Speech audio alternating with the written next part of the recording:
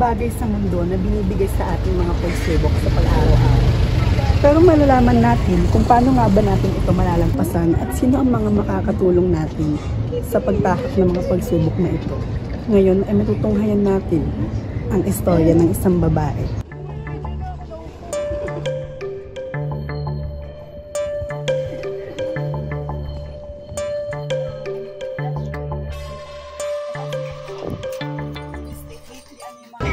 Kamusta ka naman? Okay lang naman po. Lately, ano yung mga ginagawa mo ngayon? Saan ka nakafocus? Ngayon is nag-focus na ako sa pag-aaral ko and bonding sa friends and family. Paano mo nalaman na meron kang anxiety? Last year is napansin ko sa sarili ko na nawawalan ako ng focus sa mga bagay-bagay. So ako ay nagpa-check up and ako ay na-diagnose na may anxiety. Ano mo naman na-overcome o ano yung mga ginawa mong proseso, yung ginawa mo para yung anxiety mo overcome? Kasi napakabigat na bagay niya yung anxiety mo. Bukod sa ito is sinapit ako sa mga palit ko. Hindi lang nila ako makalimutan tulad ng pagbabandi. So, lahat ng yun is nakalimutan ko. And bukod yun is hindi ko nakalimutan magdasal.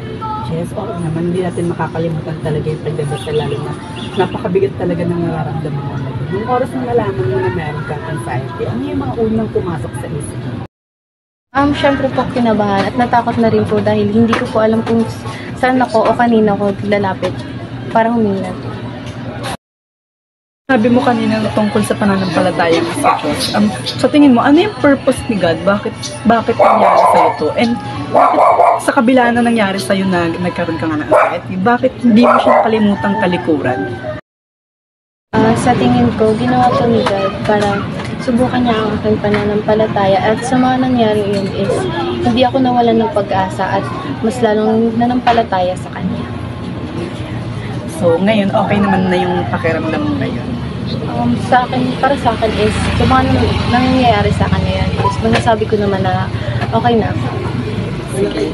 So, ayun nga, natunghayan natin yung kanyang kwento na mula sa pagkakaroon ng anxiety at kung paano nakatulungan ng Diyos si ate na makatulong at makabangon muli